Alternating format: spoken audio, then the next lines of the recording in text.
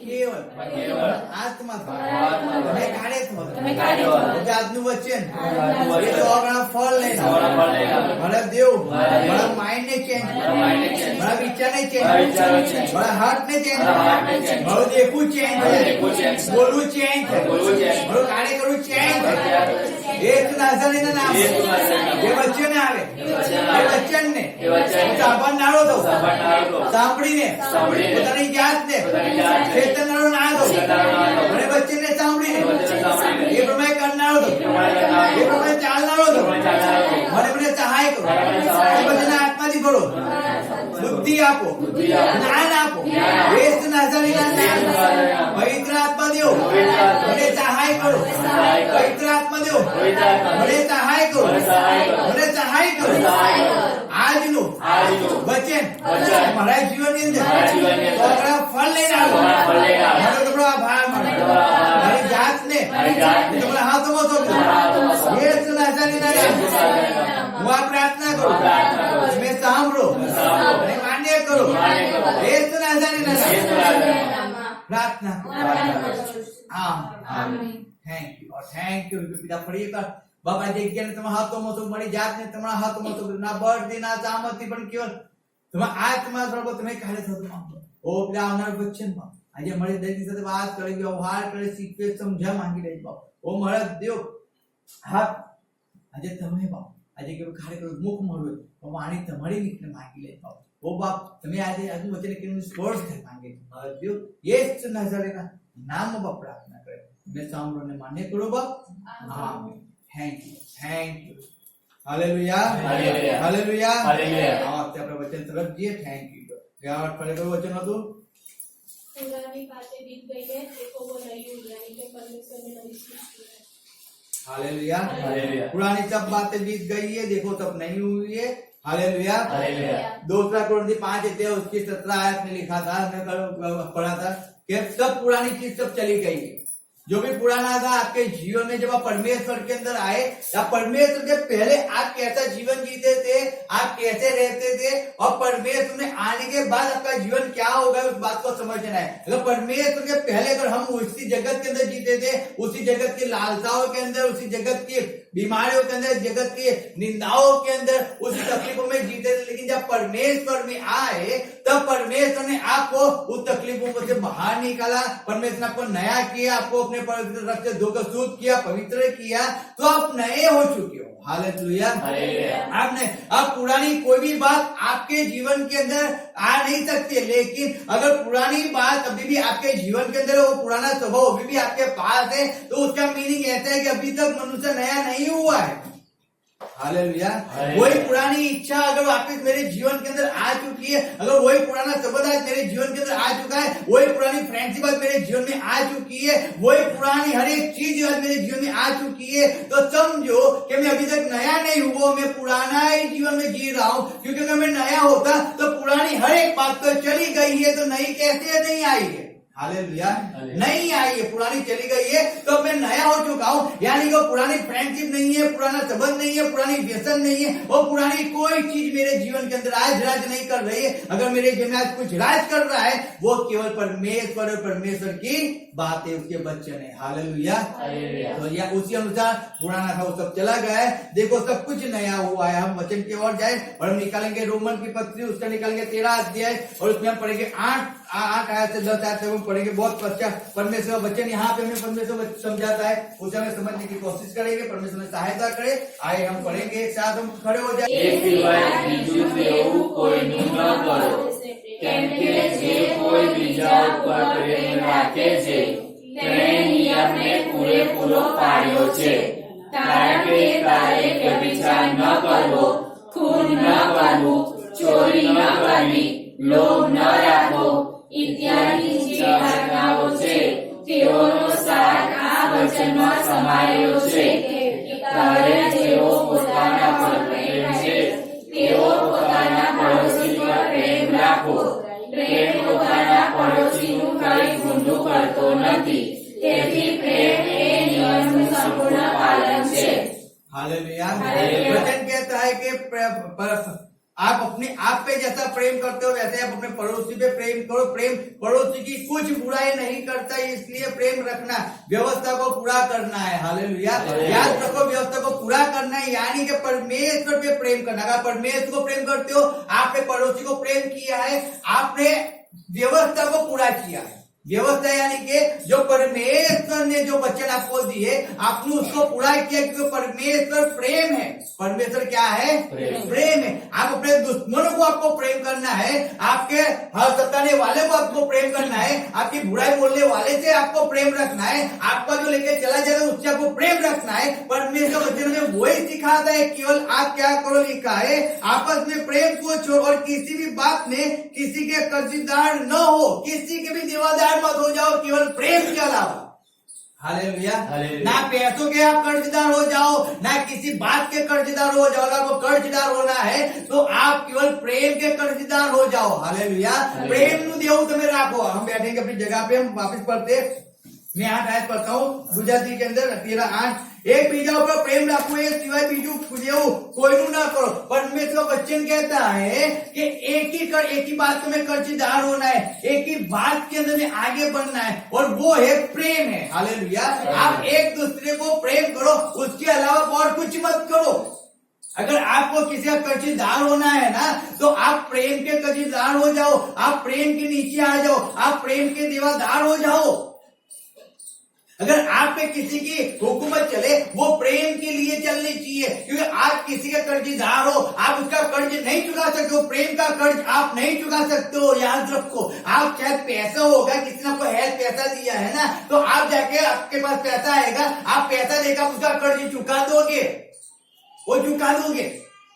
अगर किसी ने आपके घर पे आके कि आपके बर्तन को घिस के गया है, तो आप उसके घर पे जाकर वो बर्तन को घिस कर उसका कर्ज चुका दोगे। अगर किसी ने आपको हेल्प किया है, आप वही काम उसके जीवन में करके आप उसको हेल्प कर दोगे, यानी कर्ज चुका सकते हो। लेकिन एक प्रेम है, उस प्रेम का कर्ज कभी नहीं चुका सकते हो, आप कभी नहीं चुका सकते हो। याद रखो, इसलिए वचन कहता है आपको कर्जदार होना है, लेकिन प्रेम का कर्जदार होना है, और किसी बात का कर्जदार हमें नहीं होना है, क्योंकि प्रेम वो किसी की बुराई नहीं करता है। याद रखो, प्रेम कभी भी किसी का नुकसान नहीं करता है, प्रेम कभी भी आप बुराई नहीं करता है, प्रेम कभी भी किसी को टुकराता नहीं है। प्रेम ऐसा है कि आप जब किसी को प्रेम करते हो ना, उसकी बुरी चीज है, उसकी अच्छी चीज है, लेकिन आप उसको केवल प्रेम करोगे। प्रेम के अलावा आप कुछ नहीं कर सकते हो, कुछ भी नहीं कर सकते। इसलिए परमेश्वर वचन कहता है प्रेम को छोड़कर, लिखा है, मैं वापिस पढ़ता हूँ, आपस में प्रेम को छोड़कर किसी भी बात में किसी के कर्जदार न हो, क्योंकि जो दूसरे से प्रेम रखता है उसी ने व्यवस्था को पूरा किया है। आपने अगर दूसरे से प्रेम रखा है तो आपने व्यवस्था को पूरा किया है, तो व्यवस्था को पूरा किया है। लेकिन प्रेम रखना वो आवश्यक है। अगर आपके अंदर प्रेम ही नहीं है तो आप परमेश्वर के अंदर नहीं चल सकते हो, आप परमेश्वर की इच्छा को पूरी नहीं कर सकते। अगर आप में प्रेम नहीं है तो आप परमेश्वर की आज्ञा का पालन नहीं कर सकते, क्योंकि वचन कहता है कि जो परमेश्वर को प्रेम करता है ना, वही परमेश्वर की आज्ञा का पालन करता है। अगर आप परमेश्वर को प्रेम करते हो, आप परमेश्वर की आज्ञा का पालन 100% करोगे, लेकिन प्रेम करते हो तो कर पाओगे, बाकी नहीं कर पाओगे। अगर आप परमेश्वर को प्रेम करते हो ना, तो परमेश्वर के अलावा आप किसी और को या किसी चीज को प्रेम नहीं कर पाओगे। आप परमेश्वर की इच्छा के विरुद्ध आप नहीं जा पाओगे। अगर परमेश्वर को प्रेम करते हो तो परमेश्वर को क्या अच्छा लगता है, आप उसी की चिंता में आप लगे रहोगे, आप उसी की इच्छा को पूरी करने में लगे रहोगे। अगर आप परमेश्वर को प्रेम करते हो तो समझो, प्रेम वो है। आज में और आप और इस जगत का हर एक मनुष्य, हर एक व्यक्ति जो इस जगत के अंदर है और जो चले गए, हर एक व्यक्ति परमेश्वर के प्रेम का कर्जदार है। याद रखना, हर एक व्यक्ति कर्जदार है, क्योंकि परमेश्वर ने हर एक व्यक्ति के लिए अपनी जान को दिया है। जब हम पढ़ते हैं या पढ़ो रोमन उसका पढ़ो 5 अध्याय, रोमन 5 अध्याय उसके 8 आयत पढ़ो, क्या लिखा है देखो। और આપણે જ્યારે પાપી હતા, આ 5 ऐसे पढ़ो, 5 का 5 से 8। અને આશા શરમાવતી નથી, કેમ કે આપણને આપેલા પવિત્ર આત્માથી આપણા અંતઃકરણમાં દેવનો પ્રેમ વહેવડાવવામાં આવેલો છે। કેમ કે આપણે હજી નિર્બળ હતા એટલામાં યોગ્ય સમયે અધર્મીઓને સારું ખ્રિસ્ત મરણ પામ્યો. હવે ન્યાયી માણસને સારું ભાગ્ય જ કોઈ મળે. સારા માણસને સારું તો કોઈ એક કદાચ મરવાને પણ છાતી ચલાવે. પણ આપણે જ્યારે પાપી હતા ત્યારે ખ્રિસ્ત આપણે સારું મરણ પામ્યો. એમ કરવામાં દેવ આપણા પર પોતાનો પ્રેમ प्रकट करे छे. हालेलुया. यहाँ पे लिखा है जब हम पापी थे, लिखा है हिंदी के अंदर में पढ़ता हूँ, वापिस देखो 10 आयत में पढ़ता हूँ, सॉरी 8 आयत. परंतु परमेश्वर हम पे अपने प्रेम की भलाई इस दृष्टि प्रकट करता है कि जब हम पापी ही थे तभी मसीह हमारे लिए मरा. तभी मसीह यानी यीशु मसीह हमारे लिए मरा. जब हम पापी ही थे, हम पाप में जीवन जीते थे, तब परमेश्वर ने हमसे प्रेम किया. तब परमेश्वर ने प्रेम किया. समझो, प्रेम परमेश्वर ने कब किया हमसे? जब हम पापी थे तब परमेश्वर ने प्रेम किया हमसे. तब उसने उसकी नजरें हमारी ओर लगाई. जब हम उस दलदल के अंदर पड़े हुए थे, उस गादव के अंदर मनुष्य पड़ा हुआ था, उस पाप के अंदर पड़ा हुआ था, वो बीमारी के अंदर पड़ा हुआ था, वो तकलीफ के अंदर पड़ा हुआ था, तब परमेश्वर ने अपनी नजरें उस पर डाली और उसने उसको प्रेम किया. समझो, और फिर जब परमेश्वर उसको प्रेम किया, यानी कि उसको दलदल से बाहर निकालने के लिए, उसका पाप का कर्ज चुकाने के लिए मसीह खुद उसके लिए बलिदान हो गया. जिस शिक्षा को, जिस वेदना को उस मनुष्य को भुगतना था, उस वेदना, उस शिक्षा को यीशु मसीह ने खुद भुगत लिया. उसने अपने प्रेम को वहां पर उसके साथ जाहिर किया कि देख, मैं तुझसे प्रेम करता हूं. और उसी प्रेम के लिए यीशु मसीह ने अपनी जान को दिया. समझो, ऐसा प्रेम है उसका.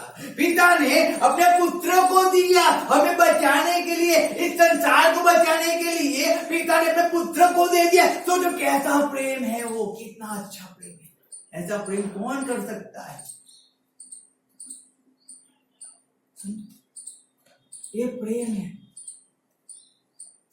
आप कितना भी परमेश्वर की ताली बजाकर भक्ति कर लो, आप कितना भी 10 पाँव दे दो, कितने भी संडे चर्च के अंदर भर दो, कितनी भी संगति भर दो, आप अपनी पूरी लाइफ परमेश्वर के लिए निकाल दो, लेकिन तब भी याद रखो, आप परमेश्वर के प्रेम के कर्जदार हो और हमेशा के लिए रहोगे ही रहोगे. आप उसका कर्ज कभी चुकता नहीं कर सकते हो, नहीं कर सकते हो. लेकिन अगर हम परमेश्वर को प्रेम करेंगे ना, तो इस बात को हम समझ पाएंगे, तब समझ पाएंगे. इसीलिए प्रेम कहता है, वचन कहता है कि आप किसी भी बात के कर्जदार मत हो, केवल प्रेम को छोड़कर आप प्रेम के कर्जदार हो जाओ. प्रेम के, अगर आप परमेश्वर को प्रेम करोगे, मैं सही में कहता हूं, आप उसके अलावा नहीं रह सकते हो. अगर परमेश्वर को प्रेम करोगे, आप उसकी आज्ञा पालन किए बिना नहीं रह सकते हो. अगर परमेश्वर को प्रेम करोगे, मैं 100% कहता हूं, आप उसके अंदर में जाए बिना नहीं रह सकते हो. अगर परमेश्वर को प्रेम करोगे तो उसने आपसे प्रेम किया और इसीलिए उसने अपना सब कुछ दे दिया.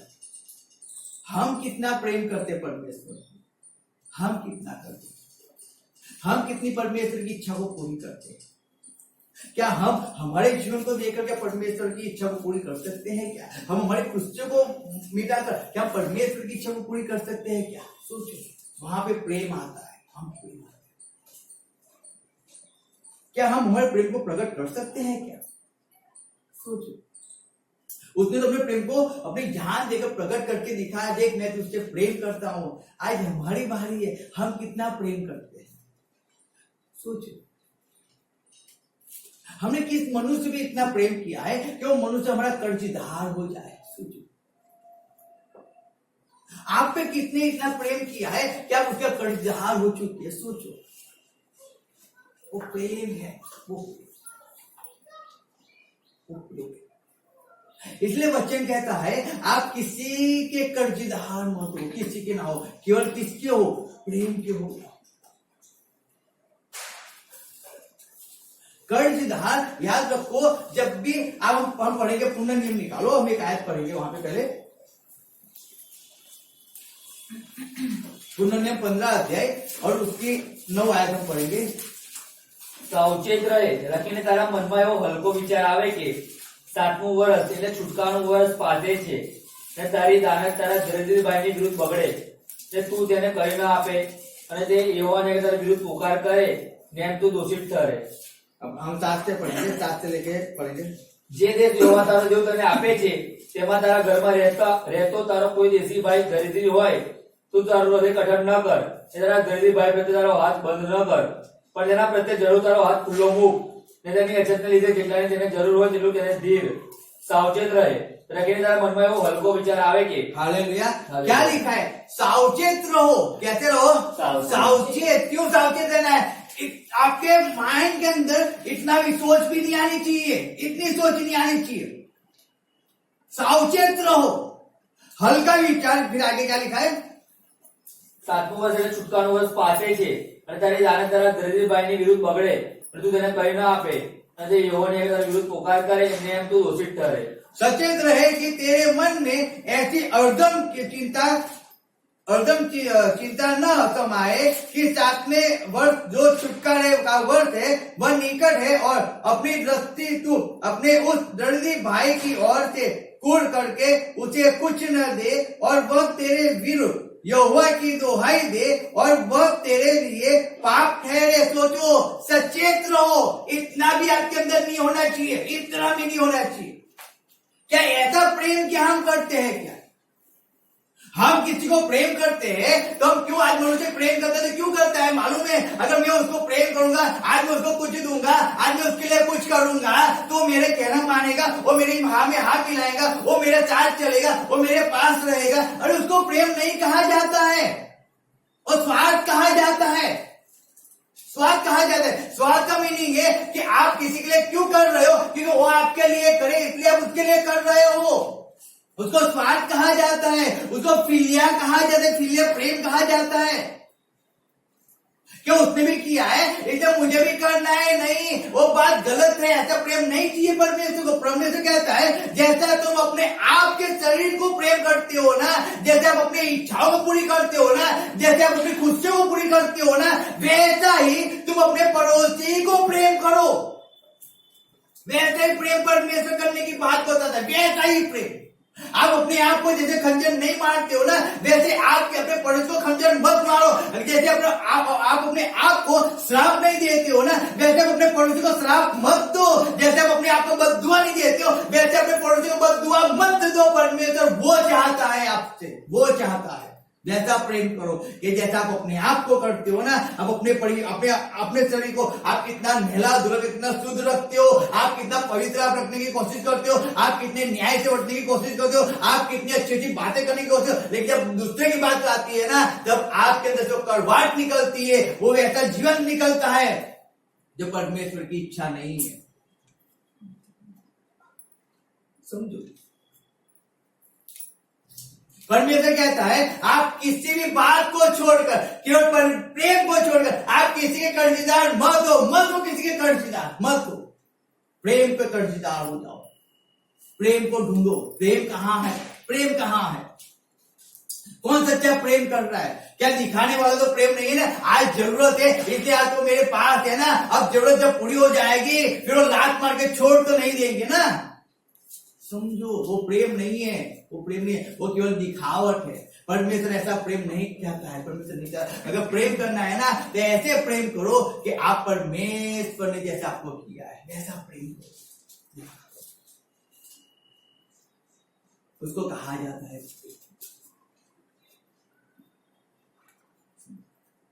हम क्या आज मनुष्य क्या कर रहा है जीवन में, आज मनुष्य कैसे जीवन जी रहा है, उसको किसी की नहीं पड़ी है। कोई जिए या मरे, कोई आए या ना आए, कुछ फर्क नहीं पड़ता है। कोई परमेश्वर चले या ना जाए, आप दिखाने के लिए प्रेम करते हो, लेकिन बाद में जेलसी इतनी होती है उसके अंदर, कुछ फायदा नहीं है। परमेश्वर के नियम को आप पूरा नहीं कर सकते हो, नहीं कर सकते, इम्पॉसिबल है कि आप बाहरी दिखावा कुछ और तो रखो और आप आंतरिक दिखावा कुछ और को। इम्पॉसिबल है कि आप परमेश्वर के नियम को पूरा कर सकते हो, आप परमेश्वर को प्रेम करते हो। इम्पॉसिबल है, इम्पॉसिबल। आप अपने माइंड से चलते हो, इम्पॉसिबल है परमेश्वर को प्रेम करते हो। आप किसी के चलाए चलते हो, इम्पॉसिबल आप परमेश्वर को प्रेम करते हो। इम्पॉसिबल।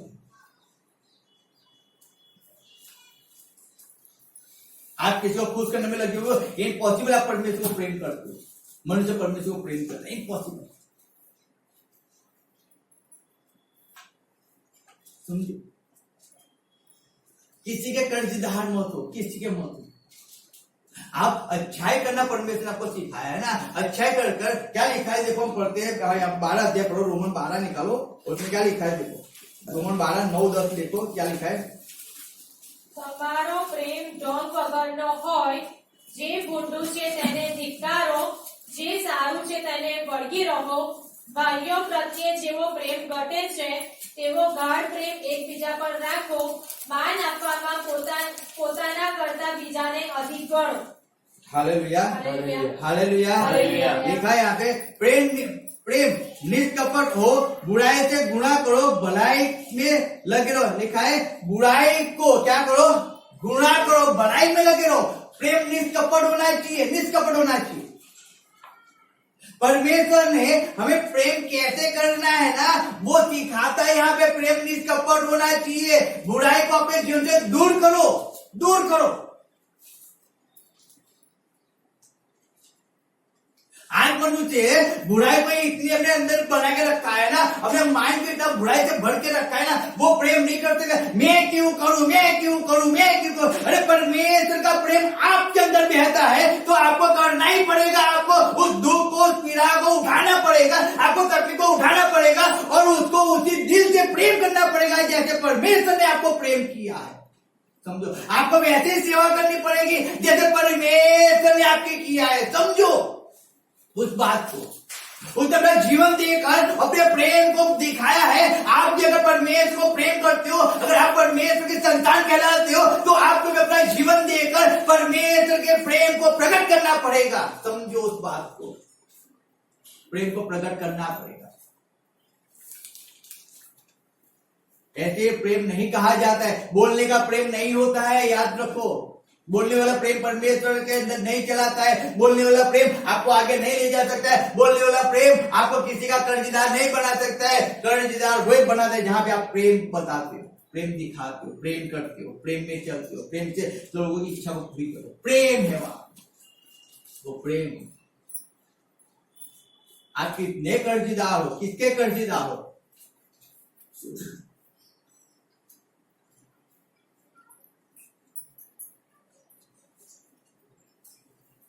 बात को समझो। आप अपने जीवन को, कहने वाला जीवन मत जियो, मत जियो, करने वाला जीवन परमेश्वर ने करके दिखाया, कार्य करके दिखाया। हम पढ़ते लूका 10 अध्याय और उसका देखो, पढ़ो लूका 10 निकालो, उसका 30 से 34 पढ़ो, देखो क्या लिखा है।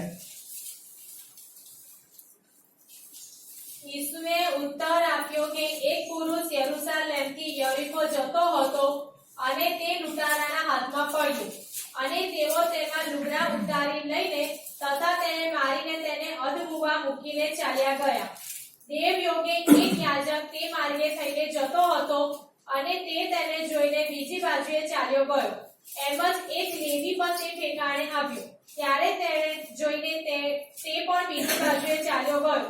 પણ એક સમૃદ્ધિ માર્ગે ચાલતા ચાલતા જ્યાં તે પડ્યો હતો ત્યાં આવ્યો અને તેને જોઈને તેને કરુણા આવી। તે તેની પાસે ગયો, તેના ઘા પર તેલ તથા દ્રાક્ષારસ રેડીને પાટા બાંધ્યા અને તેને પોતાના જાનવર પર બેસાડીને ઉતારામાં લઈ ગયો અને તેની માવજત કરી। બીજે દહાડે તેને 2 દિનાર કાઢીને ઉતારાવાળાને આપીને કહ્યું કે એની માવજત કરજે અને એ કરતા જે કોઈ વધારે ખર્ચ લાગશે તે પણ હું પાછો આવીશ ત્યારે તને આપીશ। હવે તું શું ધારે છે? લૂંટારાના હાથમાં પડેલા માણસનો પડોશી એ ત્રણમાંનો કોણ ઠર્યો? તેણે તેને કહ્યું કે જેણે તેના પર દયા કરી તે। ઈસુએ તેને કહ્યું કે તું જઈને એ પ્રમાણે કર। हालेलुया। हम यहाँ पे देखते प्रेम कहाँ, कैसा प्रेम करना है, कैसा कि यहाँ पे एक लेवी निकला, एक याजक निकला। वो याजक कौन था? वो परमेश्वर के भवन में रहना। आज्ञा किसको दिया? परमेश्वर ने याजक को दिया था। समझो, याजक वो दूसरे भेड़, अभी भेड़ को संभालने वाला याजक, दूसरे को तरस खाने वाला याजक, दूसरे के लिए अपने टाइम को देने वाला, अपने जीवन को देने वाला, अपनी संपत्ति को देने वाला, वो याजक जिसको पवित्र पवित्र रहकर परमेश्वर की आत्मा का पालन करना है, परमेश्वर की इच्छा को पूरी करना है, परमेश्वर का प्रेम को याजक को दिखाना है लोगों को। समझो, वो याजक जा रहा है और जब उसने समृद्धि को देखा तो बोला कि मैं अछूत हो जाऊंगा, वो तो विदेशी है, अब मैं उसको छूंगा तो मुझे कर्ज देना पड़ेगा, मुझे उसकी सेवा करनी पड़ेगी। और वो वहां से निकल गया, उसने उसकी हेल्प नहीं किया। वहां से ऐसा हो गया कि लेवी भी वहां से निकला, जो लेवी परमेश्वर के भवन को, परमेश्वर भवन के अंदर हर एक काम करता है। समझो, जिसको परमेश्वर ने ठहराया परमेश्वर की सेवा करने के लिए, वो लेवी भी वहां से निकला और उसने भी उस समृद्धि को देखा और वो भी अपने रास्ते को मोड़ कर निकल गया वहां से। उसने उस समृद्धि को हेल्प नहीं किया। ऐसा है, उस व्यक्ति की हेल्प नहीं किया, उस जो वहां पे पड़ा हुआ था उस व्यक्ति की हेल्प नहीं किया, उसने हेल्प नहीं किया। उस समरूनी, समझो समरूनी नहीं था, लेकिन वो व्यक्ति पड़ा हुआ था। लेकिन जब वहां से एक समरूनी जा रहा है, एक समरूनी, वो व्यक्ति जो पड़ा हुआ था वो इस्राएली व्यक्ति पड़ा हुआ था, वो समरूनी नहीं था, वो विदेशी नहीं था। समझो, वो परमेश्वर कहेंगे इस्राएल का ही एक बंदा था। क्या लिखा है ऊपर देखो, पहले याद लिखा है, इसके उत्तर आपके के वो एक पुरुष यरूशलेम से यरीको जाता हो, वो यरूशलेम से यरीको जा रहा था। वो यरूशलेम में परमेश्वर की भक्ति करने आया होगा, परमेश्वर की स्तुति करने आया होगा, परमेश्वर के लिए वहां पे वो समय निकालने आया होगा, और कोई वहां से यरीको जा रहा था। यानी कोई एक इस्राएली था और उसी इस्राएली को याजक ने हेल्प किया ना लेवी ने हेल्प किया। उसी का भाई था ना, उन्हीं के बाल पुरों में से एक को होगा ना वो। समझो, लेकिन उन्होंने उसको प्रेम नहीं किया, चले गए। और एक विदेशी आया जिसको हम समरूनी कहते हैं, वो आया और समरूनी ने आके उसको देखा, उसको उस पर रहम आया, तरस आया, हेत आया। और जब उसको हेत आया ना, उसने क्या किया, उसको जाना था, उसको लेट हो रहा था, लेकिन उसने क्या किया, मैं गधे से उतर गया। उसने उस व्यक्ति की मावजत किया, उसकी हेल्प किया, उस पे तेल लगाया, उसके घाव को साफ किया। समझो, उसकी देखभाल किया और फिर उसको उचक कर अपने गधे पर लटका कर गधे पर मुक कर फिर वो अस्पताल में लेके गया और वहां पे ले जाकर कहता है उसको, जो वहां पे डॉक्टर होगा, समझो हमारी भाषा के अंदर, आज की भाषा में जो डॉक्टर होगा उसको जाके कहता है इसका आप इलाज करो और फिर आपको मैं ये खर्च देता हूं। अगर समझो कि अगर आपका बिल ज्यादा हो जाता है, आपका कर्ज ज्यादा हो जाता है, उसकी चिंता मत करना। आप ऐसा मत सोचना कि भाई इसने इतने पैसा दिया है, 20,000 दिया है, अब 20,000 इसके पे खर्च हो चुके हैं, अब मैं ज्यादा खर्चा में उसके पीछे कैसे करूं? कोई कौन है, किसका संबंध है, मैं जानता ही नहीं हूं, मुझे खर्च कौन देगा? तो उसकी चिंता मत करना। आपको चाहे 20,000 का 40,000 खर्च हो जाए, चाहे लाख का खर्च हो जाए, उसकी चिंता मत करना। वो मैं आऊंगा और आपका जो कर्ज है वो मैं आपको दे दूंगा, आपका जो भी बिल होगा मैं आपको पे कर दूंगा। लेकिन आप इसकी देखभाल करने में, इसका इलाज करने में आप एक भी पैसे की चिंता मत करना। जितना भी इलाज करना है, जो भी इलाज, वो सब इलाज उसका करो, लेकिन आप उसको ऐसे मत छोड़ देना, उसको चंगाई दिलाना। हालेलुया, उसकी देखभाल करना, उसको खाना खिलाना, उसको पानी पिलाना, उसको जो भी जरूरत हो वो आप उसकी प्रोवाइड करना। मैं आपको कर्ज दूंगा, मैं आऊंगा और आपका जो भी अमाउंट होगा मैं आपको दे दूंगा। वो समरूनी उस व्यक्ति पे उसने प्रेम को दिखाया, उस व्यक्ति को प्रेम को दिखाया समरूनी ने। समझो, अपने प्रेम को हमें प्रकट किया। अब समझो, वो व्यक्ति चंगा भी हो गया, कुछ भी हो गया, लेकिन वो जहां भी जाएगा, कहीं भी जाएगा, कभी भी बैठा होगा तो कहेगा तो सही ना, वो एक समरूनी आया था और मुझे वो लेवी चला गया, वो याजक, लेकिन वो समरूनी आया था, उसने अपना तेल निकालकर मुझ पे मला, उसने मेरी देखभाल किया, मुझे अस्पताल में लेके गया। समझो, वो चाहे उसको पैसा भी दे दे, लेकिन जो प्रेम समरूनी है उस पर किया है, क्या उस प्रेम का कर्ज वो कभी चुका सकता है? समझो, नहीं चुका सकता है, कभी नहीं चुका सकता है, नहीं चुका सकता है। आप जब किसी की सेवा कर रहे हो, जब आप किसी के लिए कुछ कर रहे हो ना, याद रखो आप वो आपका कर्जदार जो हो जाता है, वो कर्जदार आपका हो जाता है। आप पैसा देकर आप अपने कर्ज को चुका सकते हो, क्या बोलते हैं, कर्ज पैसा देकर आप उस बात को फिनिश कर सकते हो, लेकिन प्रेम इम्पॉसिबल है आप उसको देकर, क्योंकि जैसा प्रेम कोई व्यक्ति हमसे करता है ना, इम्पॉसिबल है वैसा ही प्रेम हम उसको कर सके, कभी इम्पॉसिबल है, नहीं होता है वैसा प्रेम। जैसे परमेश्वर ने हमसे प्रेम किया ना, वैसा प्रेम हमसे नहीं होता है, किसी से भी नहीं होता है, समझो, नहीं होता है। परमेश्वर ने सब कुछ हमारे लिए दे दिया, हम उसको कुछ नहीं दे सकते, हम हमारा समय नहीं दे सकते, हम हमारे जीवन को उसके अंदर नहीं दे सकते, समझो, ऐसा प्रेम है हमारा, गैलेक्सी वाला प्रेम है, हमारी खुशियों को ढूंढने वाला प्रेम है, हमारी इच्छा को पूरी करने वाला प्रेम हमारा। इसलिए परमेश्वर कहता है कि हर एक बात को छोड़ो, केवल परमेश्वर के प्रेम को, यानी प्रेम के कर्जदार हो, बाकी किसी और बात के कर्जदार मत हो, मत हो, मत हो, मत हो किसी और बात के कर्जदार। ये जो व्यक्ति था जो यरूशलेम से यरीको जा रहा था, वो समुद्र का कर्ज कभी नहीं चुका सकता है, कभी नहीं, इम्पॉसिबल है, इम्पॉसिबल, इम्पॉसिबल।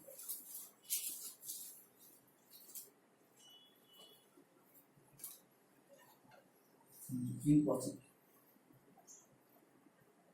आप क्या समझते हो? प्रेम पैसे से तोला जाता है? नहीं तोला जाता है, वो पैसे से नहीं तोला जाता है प्रेम, वो आपके कामों से नहीं तोला जाता है कि उसने आपसे प्रेम किया, आपको पाल पोस का बढ़ा किया, आपकी जरूरतों को पूरा किया, आप उसको चलो थोड़ा ये पैसा दे दूंगा और मैं उसको चुकता कर दूंगा, नहीं होता है ऐसा। प्रेम के तुल्य इस पृथ्वी की कोई संपत्ति नहीं आती है, याद रखो, कोई संपत्ति नहीं आती। प्रेम भी ऐसा है, उतना मूल्य है प्रेम का, उतना मूल्य है। हम प्रेम को नहीं समझते, हम नहीं समझते प्रेम को, जो प्रेम परमेश्वर ने हमसे किया। और इसलिए उसने कहा कि जैसा तू अपने आप को प्रेम करता है ना, वैसे अपने पड़ोसी को प्रेम कर, वैसा ही करना। कुछ भी हमें नहीं छोड़ना है, कुछ नहीं छोड़ना है। आपको क्या लिखा है, जब हम बाइबल 12 में पढ़ा था, हमने लिखा है कि 12 में 9 में लिखा है, તમારો પ્રેમ ધોમ વગરનો હોય, જે ભૂંડું છે તેને ધિક્કારો, જે સારું છે તેને જ ભડકી દો। ભાઈઓ પ્રત્યે જેવો પ્રેમ ઘટે છે તેવો ગાઢ પ્રેમ એકબીજા પર રાખો। માન આપવામાં પોતાના કરતા બીજાને અધિક ગણો। क्या हम मान देने में किसी को अधिक जानते हैं क्या? जब मान लेना होता है, हम खुद उसको लेने के लिए पराम पड़ी करते हैं, खुद। सोचो, हम ढोंग करते हैं, कपट करते हैं, हम दिखाओ दे